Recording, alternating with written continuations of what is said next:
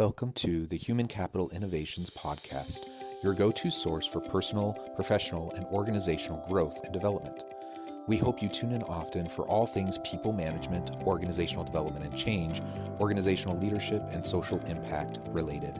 Maximize your personal and organizational potential with Human Capital Innovations Podcast.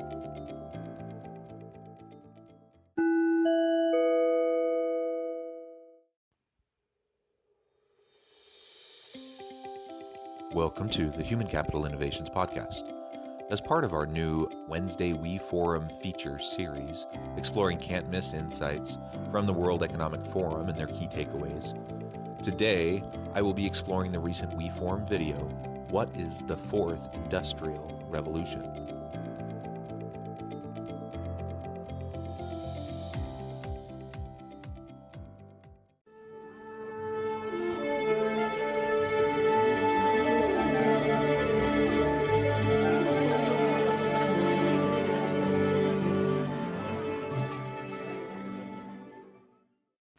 Welcome back to the Human Capital Innovations Podcast.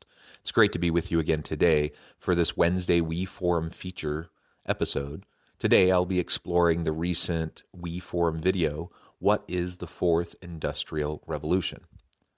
Ubiquitous mobile supercomputing, artificial intelligent robots, self-driving cars, neuro-technological brain enhancements, genetic editing. The evidence of dramatic change is all around us, and it's happening at exponential speed. Previous industrial revolutions liberated humankind from animal power, made mass production possible, and brought digital capabilities to billions of people.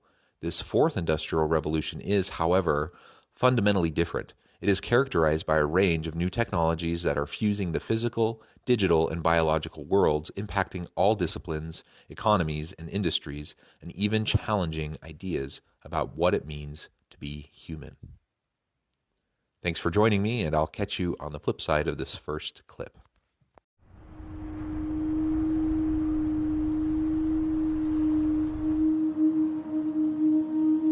We are wondering what is happening to the world.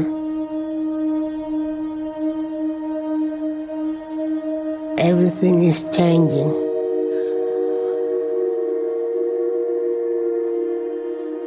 The very idea of human being some sort of natural concept is really going to change. Our bodies will be so high-tech, we won't be able to really distinguish between what's natural and what's artificial.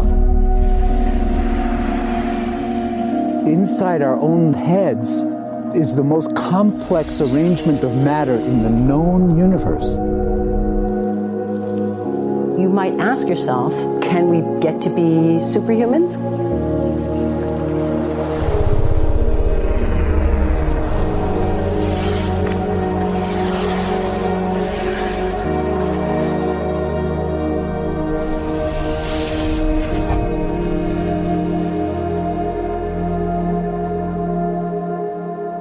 The original Industrial Revolution was driven by the discovery that you could use steam engines to do all kinds of interesting things. But that was followed by additional revolutions for electricity and computers and communications technology. We're now in the early stages of the fourth industrial revolution, which is bringing together digital, physical, and biological systems. One of the features of this fourth industrial revolution is that it doesn't change what we are doing, but it changes us. With the ability to visualize brain activity, for example, through a simple consumer-based EEG device, it gives us access to ourselves in ways that we've never before thought possible. It unlocks the black box that is the brain and enables us to really, truly be able to realize an identity that is aspirational. There's now a scientific foundation for the effects of mindfulness on the brain, on the genome, on biological aging. And when the human mind does know itself, then you get the potential for a new renaissance that restructures itself in terms of our relationship to life, our relationship to the planet, our relationship to work. We need a different economic model.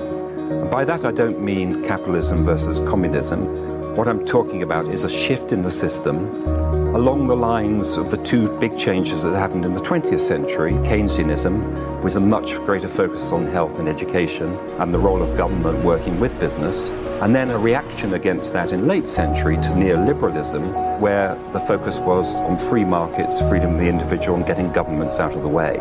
We need a shift to a new system that will allow us to meet the basic needs of every human on the planet, that will live within planetary means, that will be fairer, and that will be focused as its key goal not on growth per se, but on maximizing human well-being. And history tells us that a values shift is triggered by creation of a new story about how we want to live.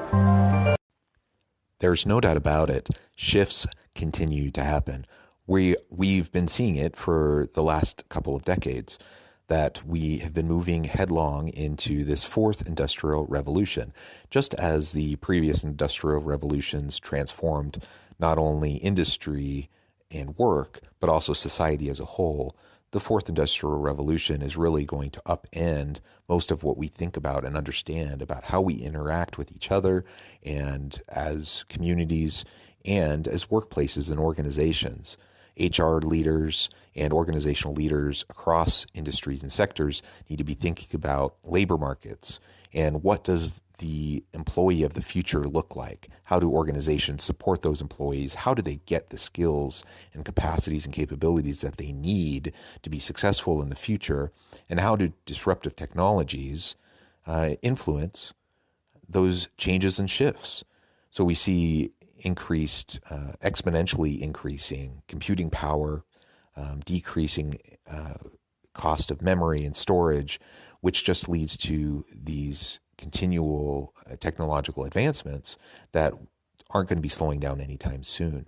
So we have artificial intelligence and machine learning and robotics that are far more sophisticated today than they ever were in the past. And in 5-10 years, we'll probably kind of laugh at what we think is so advanced today based on what the new capabilities will be.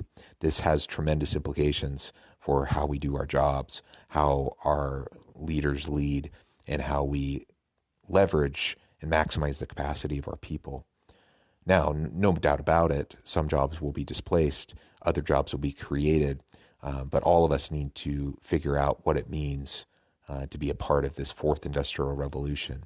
And part of that comes down to systems, economic systems, social systems. As they mentioned in that first clip, the systems that got us through the first, second, and third industrial revolution have perpetuated dramatic inequalities across the world. Those systems are broken. Those systems have faults that need to be corrected. So we need to dissect and figure out what is wrong with those systems and how do we adjust those systems or create new systems that will allow us to be more successful moving into the future. It's very, very important for organizational industry leaders and government leaders and officials to really tackle this problem so that we can have true equity and inclusion of opportunity throughout the world, that the haves and have-nots and the inequalities between those groups will be diminished, and that everyone will have an opportunity to be their best self, both at home and in the workplace. I see the circular economy as something which fits very closely with mankind's goal to be innovative and creative and to always progress. We can use asset tracking, we can use IT, we can use 3D printing to enable this different economic model to recover materials, feed them back into the economy, and really to decouple growth from the resource constraints we have. The reason we live in cities is not different today than it was 10,000 years ago. Even if we have got networks connecting us, we still want to have places where we meet in person. So this means the place where we work and the place where we live are much closer to each other, a city where we don't need to have big supply chains in order to produce things, where many things can be sourced locally thanks to 3D printing and robotics. So if we're able to do something to transform cities, to make them more efficient, then the impact can be huge. Think about the prospect of getting rid of plastics. We must not only be inspired or informed by nature, but actually use natural organisms with which to design products and building parts. Only instead of varying material properties, we're varying biological functionality. Design is critical today because it's the first signal of human intention. So the question of adding quality to quantity, it isn't a matter of simply circulating things that are potentially toxic. It's circulating things that are safe and healthy for all generations. So the goal is no longer, I want to be less bad, less monotonous, less unsafe, less unjust. It's really about a diverse, safe, healthy, and just world with clean air, clean water, clean soil, clean energy. Together we are fighting to preserve our fragile climate from irreversible damage and devastation of unthinkable proportions. If we think about the original Industrial Revolution, it was an energy revolution. I like to think of it as a kind of bookending of a period in human history during which we used fossil fuels, and it worked very well for us for a long time. But now we have to bring that to an end. We have energy technologies that can power our civilization: solar, wind, biomass. So then the question is, well, how do we get grid integration? Maybe the wind is blowing in Denmark, the sun is shining in Germany, and now you can move that electricity through an integrated grid. You can supply energy to everyone who needs it, and you can supply energy at all times.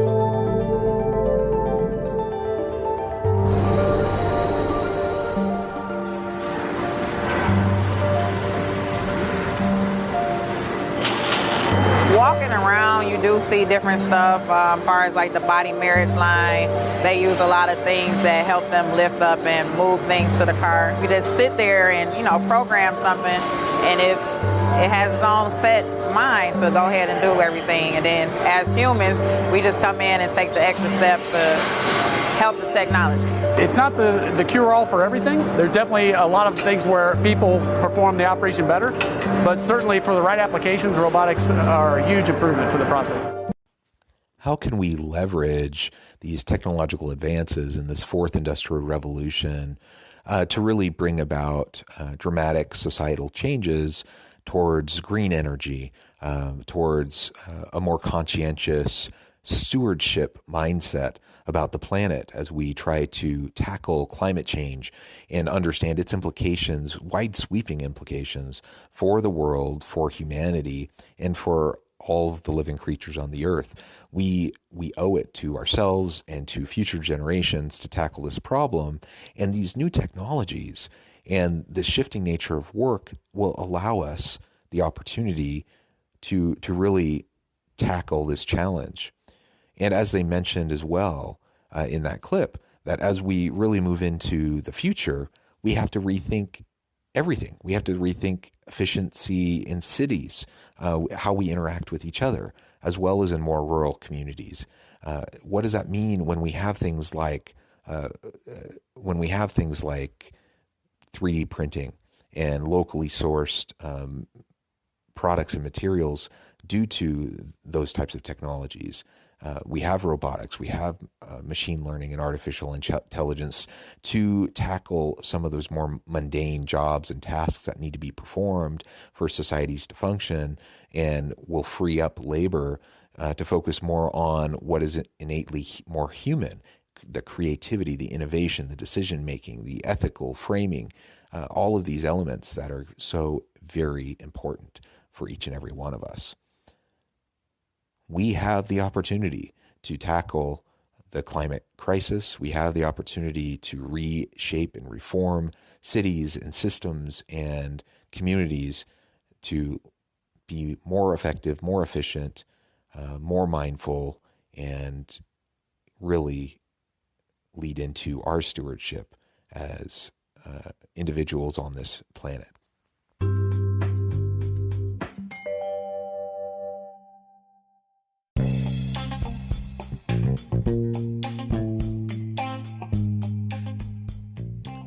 I'm excited to announce the publication of my new book from HCI Press, The Alchemy of Truly Remarkable Leadership: Ordinary, Everyday Actions That Produce Extraordinary Results. Consider how the nature of work has shifted over the past 50 years. With increased globalization, rapid technological advancement, and the shift in economic composition, the average job of today looks very different than the average job of 50 years ago. What will the jobs and organizations of tomorrow look like? Moreover, what does this all mean for organizational leaders? What are the core competencies and capabilities of organizations and their leadership that are prepared for continued disruption and geopolitical and socioeconomic shifts?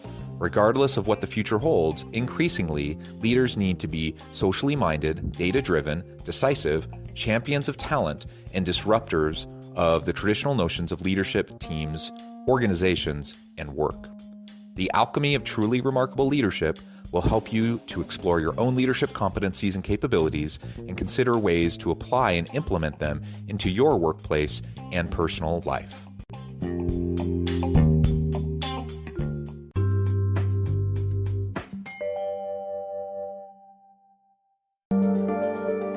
The projection of 5 million jobs lost by 2020 to technology is serious, but it's not the main question. Construction, manufacturing, services, public health and education, these industries will still exist. The main question is, what will be the future of work? How will we define work? How will we share the wealth?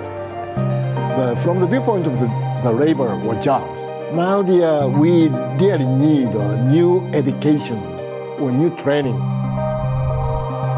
We're working with a World in Motion and First Robotics, trying to encourage students from third grade all the way up through the end of high school. We had students make sailboats, and then we had them race them, and so they could see how quickly they could move. And they immediately went back and started to say, oh, I saw what happened, I'm going to go change this or that. And that was third graders.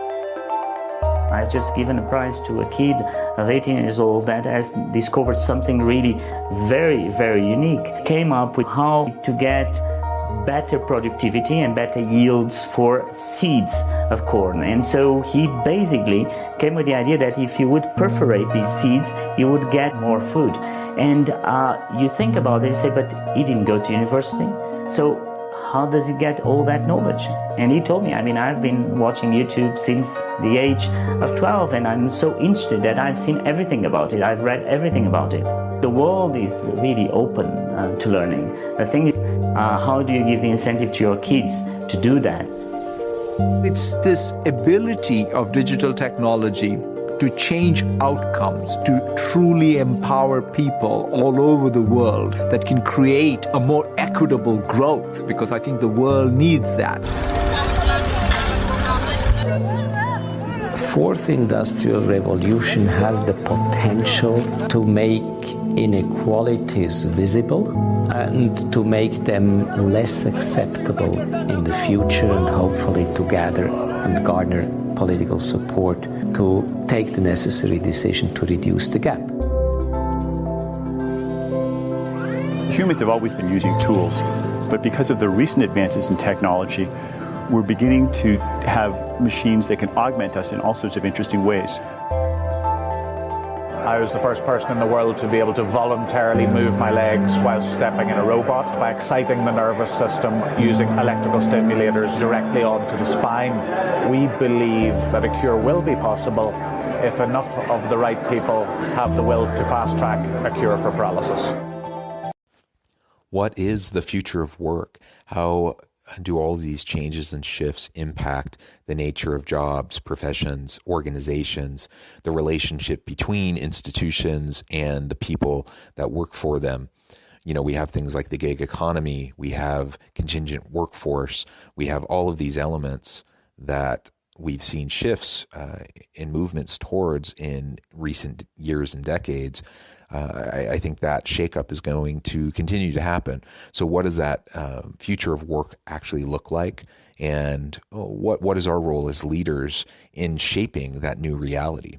And as they also mentioned, and as I mentioned in the previous clip and commentary, what does it look like to have more equitable changes within our society as it relates to the workplace? We know that there will be disruption. There will be jobs displaced, jobs that happen today that won't exist in 5, 10 years from now, let alone 20, 30, 40, 50 years from now.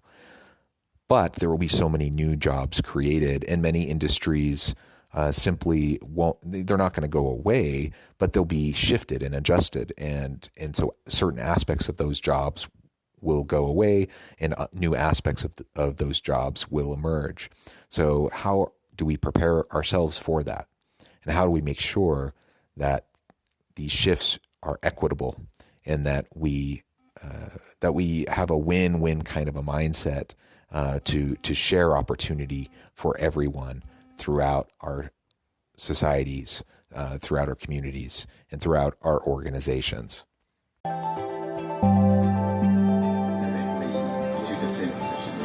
We take two things from the patient.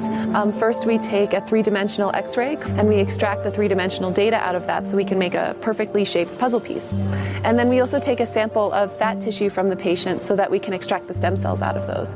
And we use those stem cells with this three-dimensional scaffold that we fabricate, and after 3 weeks we have a piece of living bone that's ready for implantation.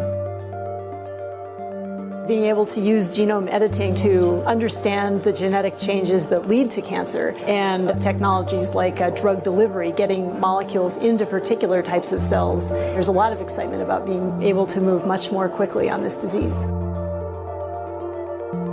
One of the things that I think is so essential to free and open societies is freedom of thought. And up until now, the conversation we've been having is around freedom of speech. Once we can access people's thoughts and access people's emotion, we have to create a space that enables people to think freely, to think divergent thoughts, to think creative thoughts. And in a society where people fear having those thoughts, the likelihood of being able to enjoy progress is significantly diminished.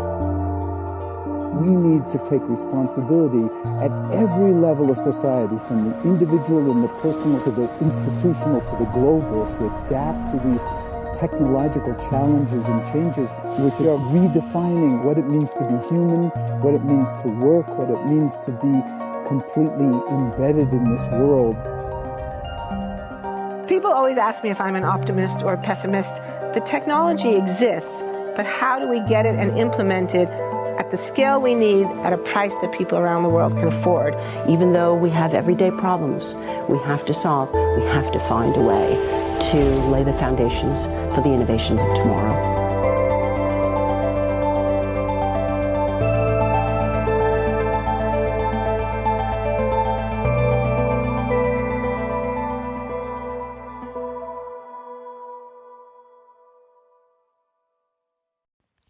I hope you get the sense of not only the challenges that we're going to be facing as we continue moving forward into this fourth industrial revolution, certainly challenges that we face as societies, as leaders, but there is such tremendous opportunity. I hope you get a sense for that. I hope you get a feeling for that as you listen to these clips, that there's so much systemic inequity, so much systemic racism, so much systemic inequality throughout the world. And these new disruptive technologies provide us with opportunities to address those systemic problems. It allows us the opportunity to reshape our communities and our societies, our workplaces, our organizations. If we're thoughtful and creative and we're willing to kind of think outside the box and not be stuck and limited to the way things have been framed and structured and organized in the past, if we can do that, then I think the sky is the limit in terms of what we can accomplish and what we can do for each other and for this planet. That's my hope. That's my dream. I'm cautiously optimistic. I'm a realist, but I'm also an optimist.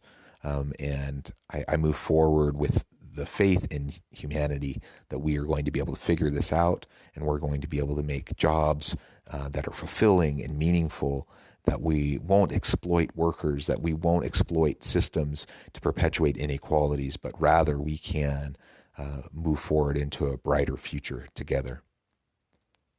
Thank you for joining me for this episode of the Human Capital Innovations Podcast. As always, I hope you stay healthy and safe, that you can find meaning and purpose at work each and every day, and I hope you have a great week.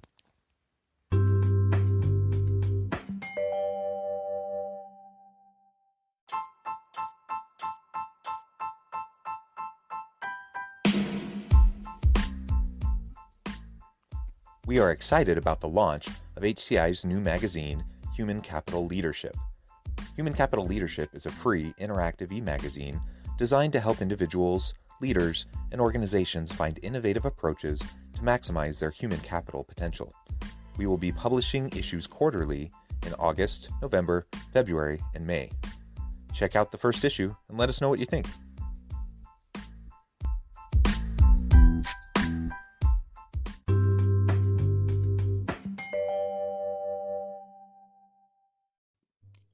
Thanks again for joining us for this episode of the Human Capital Innovations Podcast. I hope you stay healthy and safe and that you have a great week.